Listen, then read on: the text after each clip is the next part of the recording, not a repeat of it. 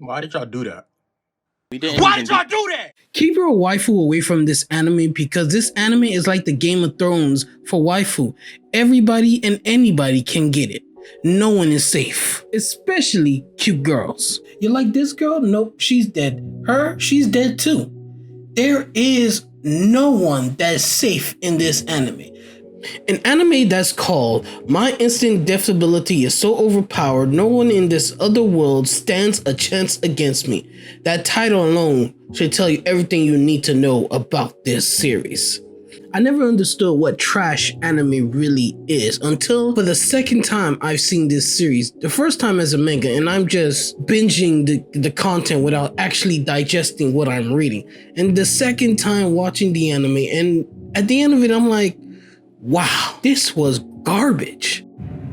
Holy moly. But what a ride till the end. It is almost comically bad on how generic it is with added just a simple dash of spice. This story is like Cannon Busters. Somehow it's better, but somehow it's still just as bad. I don't know how to explain it. You have to watch the series for yourself to really get the feeling of what I'm talking about. The story of Yoguri Takuto, our main character, who's on a field trip with his classmates, and they're randomly transported to a new world, a new universe, an Isekai. We're off to a great start, your average generic setting plot point, but here comes the twist. The setting is like if everyone else was a main character. Everyone was a main character, from different abilities, from copy, being a dragon, or being a legendary hero. There's almost every generic isekai plot point jammed into this anime from the very first episode. Even going so far to set up a revenge plotline for one of the other characters, not the main character. It is such a thrilling setting plot point for this story. And what takes the cake is our main character is so nonchalant in everything that's happening. Almost feels like he's slow in the head, like he's not taking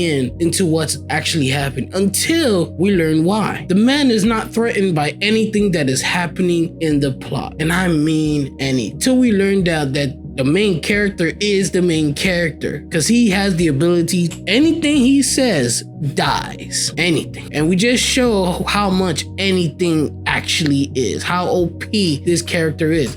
This character is like the straight man in a comedy, but somehow the show is taken pretty serious, and it just baffles me on how much I was engaging with the series. And don't get me wrong, I've watched bad anime, but episode 2, I'm like, damn, I watched 2 episodes, damn, now I gotta lock in for the entire season. But for this one, it was bad, but I'm like, man, I'm asking myself, where are they gonna go with this? Where can they go with this? And I'm watching through the series, and I'm like, damn, this is completely different than I thought from different from the name. It should just rename itself to Waifu Killer. Because every episode is like, damn, who's gonna cross this guy to make him like, yeah, I got my eyes on you. You on my sights. It's over. You're done. You're finished. And I'm just thinking to every episode, okay, who's gonna be the unlucky fellow to cross this guy? Who's gonna be the unlucky girl? And it's just always hilarious, dog. It's like, you're courting death. Watching this, people just underestimate. And then on top of that, this guy, somehow, the main character, Yoguri Takuto, as we're going through the story, is getting even stronger. I'm like, how? Why? You already have such an OP ability, now it's getting even more broken to the point that his ability is growing where he can kill concepts or the idea of a concept. And that was just wild to me. And even though this anime, for all its faults, actually has some pretty good points, some pretty good settings and potential, but it feels like a comedy, but is written completely serious. So you just end up laughing at when people do the things they do to come across his path, and they're just struggling. And I think what makes this especially funny with his love interest or friend, Donora, a girl who also gains an ability, but sort of a stand ability after getting abandoned by their classmates. For Yoguri Takuto, the main character of this anime, it's not about when you're gonna die, it's about how.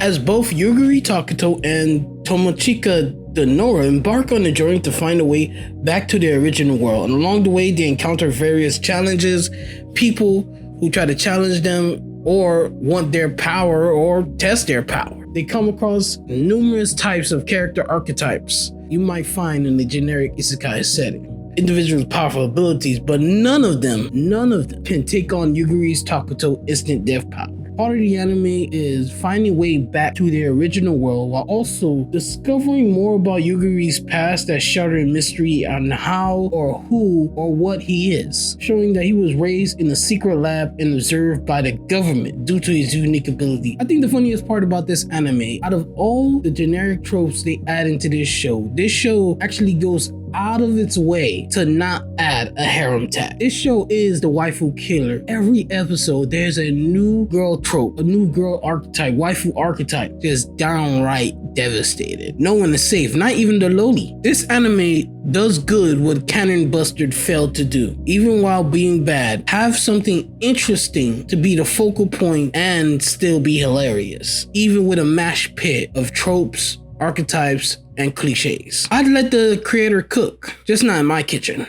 So check out this anime. My instant death ability is so overpowered.